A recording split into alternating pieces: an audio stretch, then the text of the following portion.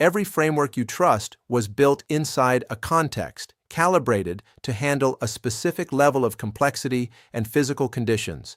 Push it into a harder one, and it hits what we may call the Moravec Scenario, after Moravec's paradox. The thing that made the old approach work isn't the thing the new terrain demands. If you get fast, honest feedback from reality, the framework breaks visibly and gets replaced. Symbolic AI hit embodied robotics and surrendered to neural networks and deep learning. Quantum field theory hit rising energy scales and split into effective field theories, each one honest about exactly the scale it covers. Engineers do this constantly. The model fails, you swap it. But when feedback is slow or indirect, the framework doesn't break, it calcifies. The reflex is to patch it with unobservable entities that quietly absorb the discrepancy.